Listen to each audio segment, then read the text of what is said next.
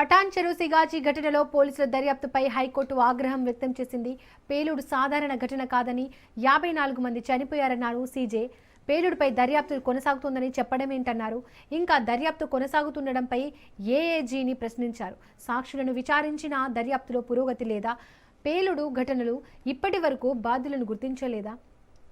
పేలుడుపై ప్రత్యేక దర్యాప్తు బృందాన్ని ఏర్పాటు చేసి ఉండొచ్చు కదా అన్నారు. ఇంత పెద్ద ఘటన జరిగితే దర్యాప్తు అధికారిగా డీఎస్పీని నియమిస్తారా అంటూ ప్రశ్నించారు.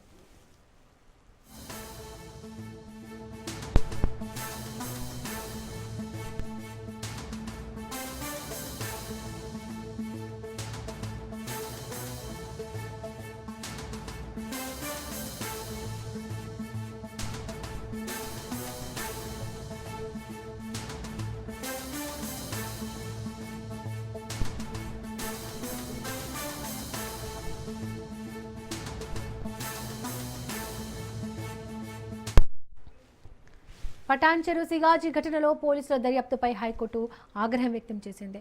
పేలుడు సాధారణ ఘటన కాదని, 54 మంది చనిపోయారన్నారు సీజే. పేలుడుపై దర్యాప్తు కొనసాగుతుందని చెప్పడమేంటన్నారు. ఇంకా దర్యాప్తు కొనసాగుతుండడంపై ఏఏజీని ప్రశ్నించారు. సాక్షులను విచారించిన దర్యాప్తులో పురోగతి లేదా? పేలుడు ఘటనకు ఇప్పటి వరకు బాధ్యులను గుర్తించలేదా? పేలుడుపై ప్రత్యేక బృందాన్ని ఏర్పాటు చేసి ఉండొచ్చు కదా అన్నారు. ఇంత పెద్ద ఘటన జరిగితే దర్యాప్తు అధికారిగా డీఎస్పీని నియమిస్తారా అంటూ ప్రశ్నించారు.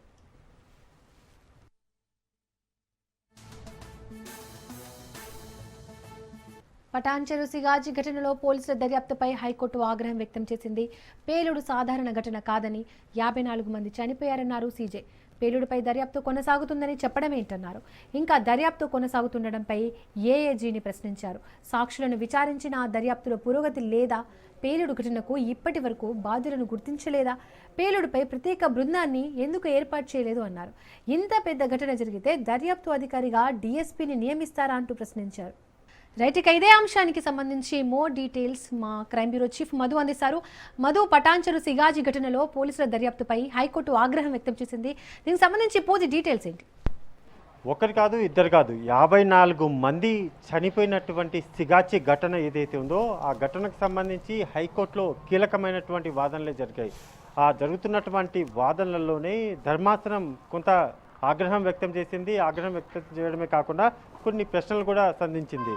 ఒకటి, ఇప్పటి వరకు జరిగినటువంటి దర్యాప్తు ఏదైతే ఉందో ఆ దర్యాప్తుకు సంబంధించి అసహనం వ్యక్తం చేయడమే కాకుండా పేలుడు అనేది చాలా సాధారణ ఘటన కానే కాదు. ఎందుకు అనుకుంటే 54 మంది చనిపోయారు కాబట్టి దానికి సంబంధించి పూర్తి స్థాయిలో ఇప్పటి వరకు కూడా ఇటువంటి విచారణ జరిపారు అని దానిపైన కొన్ని ప్రశ్నలు కూడా అడగడం జరిగింది. పేలుడుపై దర్యాప్తు కొనసాగుతోందని చెప్పడం ఏంటనైతే ధర్మాసనం సీజే ధర్మాసనం అయితే ప్రశ్నించింది. ఇంకా దర్యాప్తు కొనసాగుతుంది అని ఏఏజీని ప్రశ్నించినటువంటి సీజే మాత్రం ఖచ్చితంగా కూడా కాస్త ఆయన మీద ఆగ్రహం కూడా వ్యక్తం చేశారు. ఎందుకంటే 237 మంది సాక్షులు ఎవరైతే ఉన్నారో వారిని అంతమందిని విచారించినా సరే దర్యాప్తులు ఇంకా పురోగతి అంటే మీరు ఇప్పటివరకు కూడా 237 మందిని విచారించారు, fine, well and good, no problem. కానీ అంతమందిని విచారించినా సరే కేసులు ఇంతవరకు కూడా పురోగతి లేకపోవడం ఏంటి, ఫర్దర్ స్టెప్ అనేది లేకపోవడం ఏంటి అనేది కూడా ప్రధానంగా కూడా అడగడం జరిగింది. పేలుడుపై ప్రత్యేక దర్యాప్తు బృందాన్ని ఏర్పాటు చేసి ఉండొచ్చు కదా. జరిగినటువంటి దర్యాప్తు ఏదైతే ఉందో ఆ దర్యాప్తుకు సంబంధించి ఎప్పుడైతే పేలుడు సంభవించిందో అలా సంభవించినటువంటి క్రమంలోనే ప్రత్యేక టీమును ఏర్పాటు చేసి ప్రత్యేక బృందాన్ని ఏర్పాటు చేసి విచారణ జరిపి ఉంటే బాగుంటుంది కదా అనేటటువంటి వ్యాఖ్యలను కూడా సీజే ధర్మాసనం అయితే చెప్పడం జరిగింది.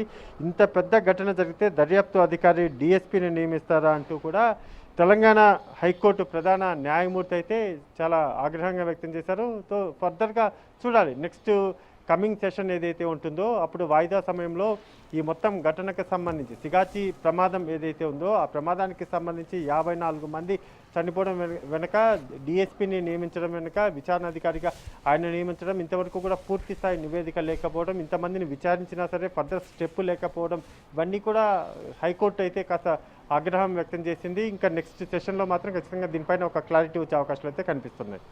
Right Madhu, thank you.